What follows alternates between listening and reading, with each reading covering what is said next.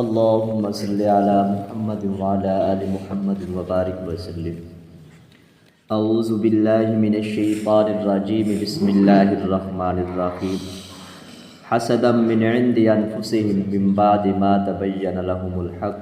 صدق اللہ العظیم. حسد کے بارے میں بات چل رہی تھی. حسد آدمی میں آتا ہے، اس کے دو سبب ہیں. علماء نے دو سبب لکھے ہیں. وہ دو سبب جس آدمی میں پائے جاتے ہیں تو حسد ضرور اس میں ہوتا ہے. پہلا سبب حب جاہ، حب دنیا. جس کے دل میں دنیا کی محبت ہوگی اس کے اندر حسد ضرور پایا جائے گا. جو دنیا سے محبت کرے گا، مال و دولت سے محبت کرے گا تو حسد بھی ضرور آئے گا. کیونکہ جب وہ کسی کو دیکھے گا ترقی میں جاتے ہوئے، کسی کو دیکھے گا کہ اس کی وہ بہت عزت دار ہو رہا ہے تو اس کے دل میں حسد پیدا ہوگا، میں کیوں نہیں ہوا، کیونکہ دنیا کی اس کے دل میں محبت ہوگی. تو پہلا سبب ہے وہ دنیا کی محبت، حب جاہ. دوسرا سبب بغض. جس کے بارے میں ہمارے دل کے اندر بغض ہوگا تو اس کے بارے میں ہمیں حسد بھی ضرور ہوگا. کیونکہ جس کے بارے میں ہم بغض رکھیں گے، اگر وہ کوئی ترقی کرے گا، اس کو کوئی خوشی ملے گی تو ہمیں وہاں غم ہوگا کہ وہ میرا جو دشمن ہے جس میں بغض، جس کے بارے میں وہ بغض رکھتا ہے تو وہ ترقی میں جا رہا ہے. تو ان دو وجوہات، یہ دو چیزیں جس کے اندر ہوگی تو اس کے اندر حسد ضرور پایا جائے گا. تو علماء نے حسد کو ختم کرنے کے کچھ علاج بتائے ہیں، کچھ طریقے بتائے ہیں. اگر کوئی حسد سے بچنا چاہتا ہے کہ میرے اندر سے حسد ختم ہو جائے، پہلا طریقہ یہ بتایا ہے کہ وہ یہ سوچے کہ اللہ تعالیٰ نے اپنی خاص حکمتوں اور مصلحتوں سے کسی انسان کو نعمتوں سے نوازا ہے، کسی کو نہیں نوازا، کسی کو کسی نعمت سے نوازا ہے، کسی کو کسی نعمت سے نوازا ہے. تو اس میں ہمیں یہ دیکھنا چاہیے اس کے اندر اللہ تعالیٰ کی خاص حکمت اور مصلحت ہے. اللہ تعالیٰ نے ہمارے لیے پسند ہی یہی فرمایا کیا ہے، اس لیے اللہ تعالیٰ نے ہمیں اس حالت میں رکھا ہے اور اس کو اس حالت میں رکھا ہے. اس دنیا میں کوئی بھی ایسا نہیں ہے کہ جس کو تکلیف ہی میں رہے، یا کوئی آدمی ایسا نہیں ہے جو ہر وقت خوشی اور نعمتوں میں رہے. اللہ تعالیٰ نے 3 عالم پیدا فرمائے ہیں. ایک عالم ایسا ہے جس کے اندر خوشیاں ہی خوشیاں ہوں گی، راحت ہی راحت ہوگی، اس کے اندر کوئی تکلیف اور رنج نہیں ہوگا. وہ عالم جنت کا ہے. جب انسان جنت میں جائے گا وہاں ساری راحت ہی راحت ہوگی، خوشیاں ہی خوشیاں ہوگی، تکلیف اور پریشانیوں کا کوئی نام نشان نہیں ہوگا.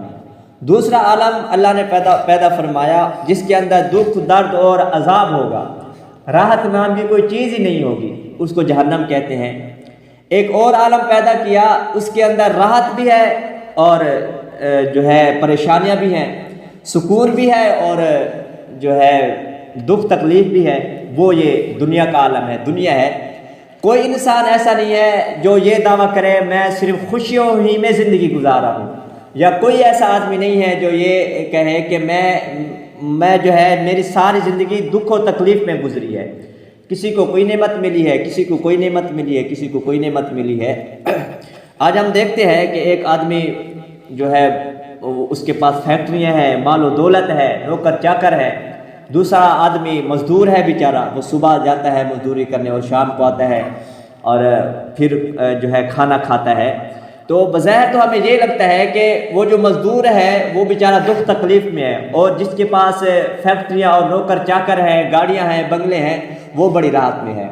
اگر ہم ان کی اندرونی حالت دیکھیں تو یہ علم ہوتا ہے کہ اصل جو نعمتیں جو ملی ہوئی ہیں وہ اس مزدور کو ملی ہوئی ہیں. مثال کے طور پہ ایک آدمی کے پاس مال و دولت ہے، اب اس کے پاس ہر طرح کا رزق موجود ہے، کھانے پینے کے ہر قسم کے کھانے موجود ہیں، ہر طرح کے جو ہے پھل اور فروٹ موجود ہیں، لیکن ڈاکٹر نے اس کو منع کیا ہے کہ آپ نے فلاں چیز کھانی ہے، فلاں چیز نہیں کھانی. اب جتنے بھی کھانے اس کے سامنے پڑے ہیں، جتنا بھی رزق اس کے سامنے پڑا ہے، ہر طرح کا پڑا ہے، لیکن وہ اس کو کھا نہیں سکتا. اس کا جو لذت ہے، اس کا جو مزہ ہے وہ اس کو استعمال نہیں کر سکتا. کیونکہ ڈاکٹر نے روکا ہے. دوسرا ایک آدمی مزدور ہے اور وہ پورا دن مزدوری کرتا ہے، شام کو یہی دال اور کھانا کھاتا ہے لیکن پیٹ بھر کے کھاتا ہے. اچھی طرح سیر ہو کے کھاتا ہے، وہ اس کا مزہ لے رہا ہے جو کھانے کا اصل مزہ ہوتا ہے، چاہے دال ہی ہے تو اس کا جو لذت ہے وہ اس کو محسوس ہو رہی ہے۔ اب ایک طرف وہ بیٹھا ہے کہ کوئی چیز بھی تھوڑی سی نہیں استعمال کرتا کہ ڈاکٹر نے منع کیا ہے، معدہ خراب ہے، اس کے پاس اب رزق تو ہے، مال دولت ہے، لیکن اس کو استعمال نہیں کر سکتا۔ دوسرا وہ مزدور ہے جو بیچارہ پورا دن مزدوری کرتا ہے، تو وہ اب مزے سے 4 5 6 روٹیاں کھا رہا ہے اور سالن بھی استعمال کر رہا ہے۔ تو اصل جو نعمت ہے اس کو ملی ہوئی ہے مزدور کو، اور جس کے پاس مال و دولت ہے، ہر قسم کے کھانے موجود ہیں، لیکن اس کو وہ استعمال نہیں کر سکتا، تو اس کو نعمت نہیں کہہ سکتے۔ جیسے دعا ہے نا کھانے کے بعد کی، الحمدللہ الذی اطعمنا وسقانا وجعلنا مسلمین، تو ایک اور روایت میں آتا ہے الحمدللہ الذی رزقتنا واطعمنا وسقانا، کہ علماء فرماتے ہیں یہاں رزقنا کو علیحدہ بیان کیا اور اطعمنا کو علیحدہ بیان کیا، کیونکہ اکثر ایسے ہوتا ہے رزق تو ہوتا ہے لیکن آدمی اس کو استعمال نہیں کر سکتا، اس لیے کسی کو اللہ نے رزق کی نعمت سے نوازا ہے، کسی کو اطعمنا کھانے کی نعمت سے نوازا ہے، کسی کے پاس رزق ہے وہ کھا نہیں سکتا، کسی کے پاس تھوڑا بہت رزق ہے وہ اس کو سیر ہو کے کھا رہا ہے، پیٹ بھر کے کھا رہا ہے۔ تو ہم یہ سوچیں کہ اس کی اللہ تعالیٰ کی کوئی خاص مصلحت ہوتی ہے، ہم کو اس حالت میں رکھا اور اس کو اس حالت میں رکھا۔ اسی طرح جس کے پاس بہت زیادہ مال و دولت ہوتی ہے تو وہ جب رات کو سوتا ہے تو نیند کی گولیاں کھا کے سوتا ہے۔ ایک مزدور ہے وہ پورا دن مزدوری کرتا ہے، رات کو کھانا کھا کے سوتا ہے، نماز پڑھ کے سوتا ہے، پوری رات آرام سے نیند خراٹے مارتا ہوا سوتا ہے۔ اب یہاں جو ہے نیند کی جو نعمت ہے اس سے مال و دولت والا محروم ہے، لیکن جو مزدور ہے وہ نیند کی نعمت سے وہ فائدہ اٹھا رہا ہے۔ تو ہم یہ نہ دیکھیں اس کو یہ نعمت مل گئی ہے اور ہمیں یہ نہیں ملی، ہم یہ دیکھیں ہمیں کون کون سی نعمتیں ملی ہے جس کا ہم شکر ادا کریں، اور ہمیں وہ نعمتیں ملی ہیں اور اس کو نہیں ملی۔ بہت سی ایسی نعمتیں ہوتی ہیں جو ہمارے پاس ہوتی ہیں لیکن دوسروں کے پاس نہیں ہوتی۔ تو ہم یہی خیال کریں، پہلا جو علماء نے کام بتایا ہے کہ اللہ کی خاص مصلحت ہے، اس میں خاص جو ہے حکمت ہے جو ہمیں اس نعمتوں سے نوازا ہے اور اس کو اس نعمتوں سے نوازا ہے، اسی پہ ہمیں کو راضی ہونا چاہیے۔ جیسے قرآن میں آتا ہے نا کہ وَلَا تَتَمَنَّوْا مَا فَضَّلَ اللَّهُ بَعْضَكُمْ عَلَىٰ بَعْضٍ، اللہ تعالیٰ نے فرمایا تم ایسی تمنا نہ کرو جو آپ دوسروں کو دیکھ کے جس کو آپ کو کہ یہ کہتے ہو کہ وہ بڑی فضیلت والا ہے اور ہم بہت کم ہیں۔ جس حالت میں بھی میں نے آپ کو رکھا ہے اسی میں آپ کی بھلائی ہے۔ شاید آپ کو میں مال و دولت اللہ تعالیٰ ہمیں دے دیتے تو ہم اس کو صحیح استعمال نہ کر سکتے۔ وہ ایک مثال ہے نا کہ اللہ تعالیٰ گنجے کو ناخون نہ دے، جو گنجا ہوگا اس کے اگر ناخون ہی اس کے ہو تو وہ تو اپنے سر کا نقصان کرے گا۔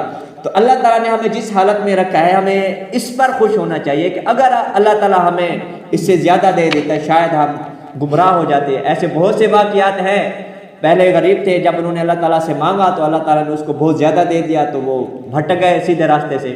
جیسے حضور صلی اللہ علیہ وسلم کے دور میں ایک آدمی آیا، اس نے کہا کہ اللہ تعالیٰ سے دعا کرے اللہ تعالیٰ جو ہے مجھے بہت زیادہ مال دے۔ تو حضور صلی اللہ علیہ وسلم نے فرمایا کہ اگر اللہ تعالیٰ آپ کو مال دے دے تو آپ اس کی زکوٰۃ نکالو گے؟ تو اس نے کہا ہاں میں ضرور نکالوں گا۔ تو حضور صلی اللہ علیہ وسلم نے اس کے لیے دعا کی تو اس کے اتنے بھیڑ بکریاں ہو گئے۔ پہلے دور میں بھیڑ بکرے جس کے پاس زیادہ ہوا کرتے تھے جانور تو وہ زیادہ امیر ہوا کرتا تھا، تو بہت زیادہ ہو گئے۔ تو کچھ عرصہ وہ زکوٰۃ دیتا رہا، بعد میں جب وہ حضور صلی اللہ علیہ وسلم صحابہ کرام کو بھیجا اس کے پاس زکوٰۃ لینے کے لیے، اس نے کہا یہ تو میرا مال ہے، میں اس پہ محنت کرتا ہوں، کوئی زکوٰۃ نہیں۔ پھر وہ بھٹک گیا۔ پھر حضرت ابو بکر صدیق کا دور ہے، حضرت عمر فاروق کا دور ہے، پھر بعد میں وہ زکوٰۃ دیتا رہا لیکن صحابہ کرام اسے زکوٰۃ نہیں لیتے تھے، وہ سیدھے راستے سے ہٹ گیا، بھٹک گیا۔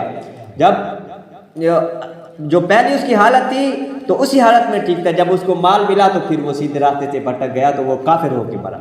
تو اس لیے جس حالت پہ اللہ تعالیٰ نے ہمیں رکھا ہے اللہ تعالیٰ کی خاص حکمت اور مصلحت ہوتی ہے تو ہمیں اسی پہ خوش ہونا چاہیے۔ دوسری وجہ انشاءاللہ کل بیان کریں گے۔ اللہ تعالیٰ عمل کی توفیق عطا فرمائے۔